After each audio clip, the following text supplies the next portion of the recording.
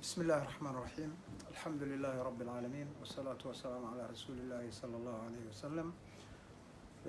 waxaan idinku yeernay in aan maartay shacabka Soomaaliyeed gaar ahaan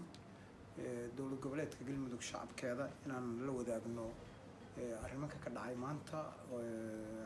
magaalada Dhuusamareeb aan maqalnay oo la sheegayo mooshin ayaa laga keenay gudoomiyaha baarlamaanka. waxaan rabaa marka bayaanka waxa uu qoran yahay sida tan waa idin siin doonaa laakiin marka hore inaan akhriyo aniga iyo madaxweyne ku xigeenkaba waan soo wada saarnay bayaanka sida tan ayuu u qoran yahay sida sharciga ah ee maartay wanaagsan ayaan rabaa inaan waxyaabaha aan ka qabno iyo sida ay yihiin inaan maartay cadeyno. dowlad goboleedka Galmudug waa xubin ka tirsan dowladda federaalka ee Soomaaliya ixtiraantana dastuurka dowladda federaalka iyo shuruucda dalka u yaala. sidoo kale Galmudug waxa ay leedahay dastuur iyo shuruuc loo baahan yahay in la ixtiraamo laguna xadgudbin. sidaa darteed ummadda reer Galmudug waxay u baahan tahay in lagu hogaamiyo cadaalad iyo siyaasad fadhida ee uma baahna kala qoqob iyo nidaam ku dhisan urur iyo kooxaysi. xildhibaanada sharciga ah ee Galmudug ee ah 89 ayaa intooda badan iskugu tagay xarunta baarlamaanka ee Cadaado iyagoo ka jawaabaya gacan dhaaf lagu sameeyay howlahooda dastuuriga ah iyo cadaalad darro baahsan oo lagu sameeyay fulinta heshiiskii Jabuuti. sidaa darteed wasaaradda arrimaha gudaha ee federaalka ee Soomaaliya ayaa soo saartay warqad tixraaceedu yahay WAGF iyo D isbaare X W003 eber isbaaro 18 ay ku dalabtay in la joojiyo dhammaan howlaha ku saabsan heshiiskii lagu soo gaaray dalka Jabuuti iyo in xildhibaanada jooga Cadaado iyo in dhammaan madaxda Galmudug ay yimaadaan Muqdisho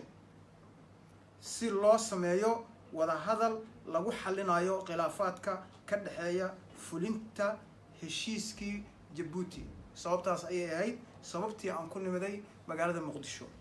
sidaa darteed xildhibaanku wuxuu sharci noqonayaa waxa uu sharci noqonayaa marka xildhibaannimada loo soo xulo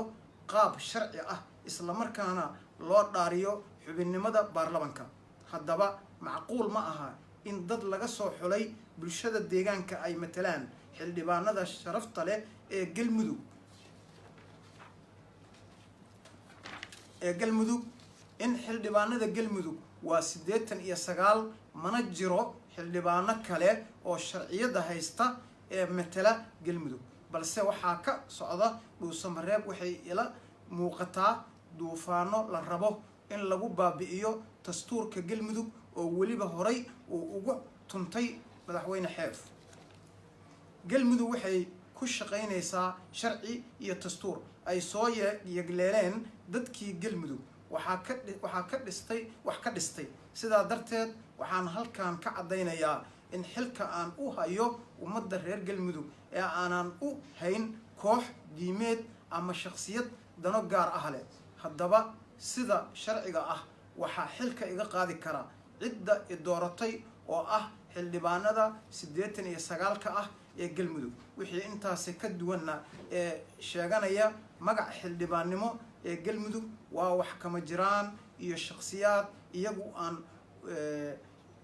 aan metelin baarlamaanka dowlad goboleedka Galmudug. sidaa darteed sharciyad looma marin xildhibaanana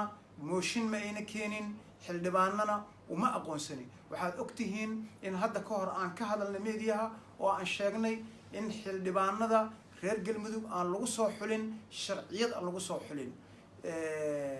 aanana dadka reer Galmudug aanay heshiis ku ahayn. dastuurka reer Galmudug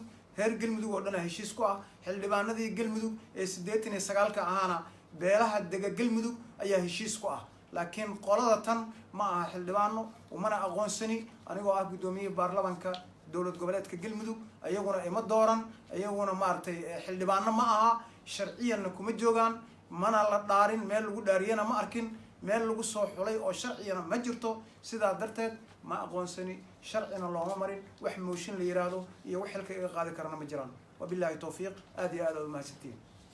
laakiin haddii waxay yiraahdeen cadaad dhuusmareed maanta ku shireen waxaana sheegay inay xilkii ka qaadeen adiga maxay ku dambeyn doontaa baa isleedahay arrintan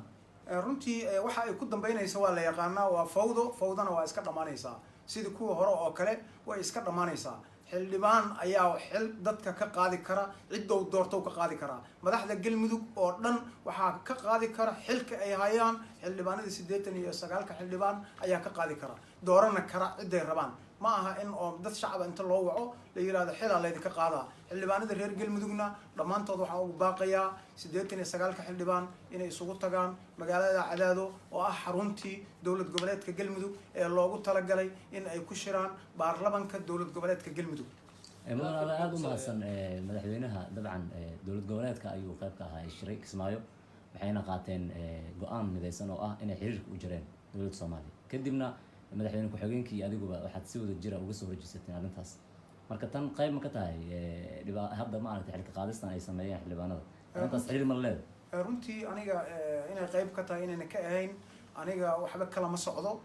runtii waxa aan ka hadlayna waxa weeye sharciyad waaye dowlad goboleedna sideeda haddaa maqasho waxay hoos tagtaa dowladda federaalka ah annaga taasaan ognahay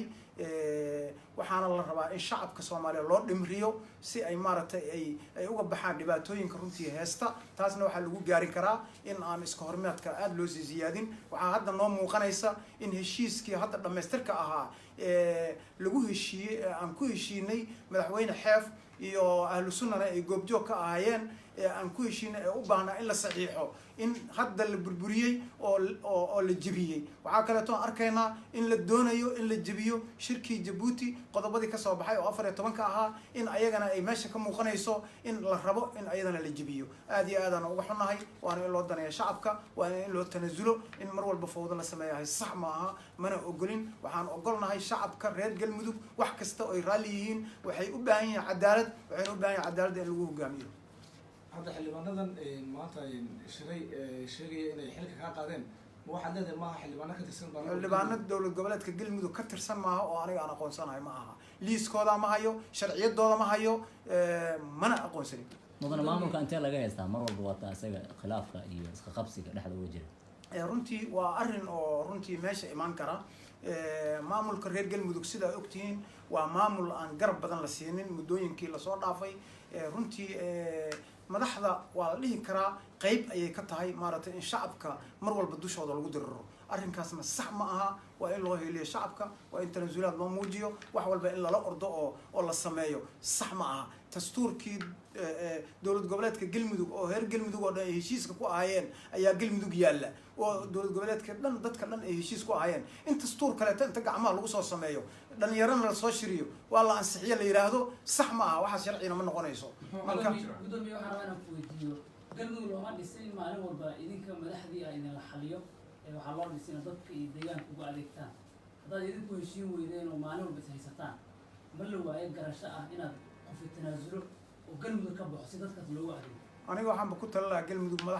madaxda ka wareegto haddii ay dad wanaagsan soo xulanayaan maxaa jira dadka hadda madaxda ka ah iyagaa soo xushay oo soo saaray uma ayna fiirsan runtii iskamay fiirin hadday iska fiirin lahaayeen dad wanaagsan ay soo xulan lahaayeen marka dadka dushooda in lagu diriro arrinkaas aniga ma waafaqsani haddii naloo arko in galmudug la baabi'inayana inaan ka tagno waa waajibka saas waa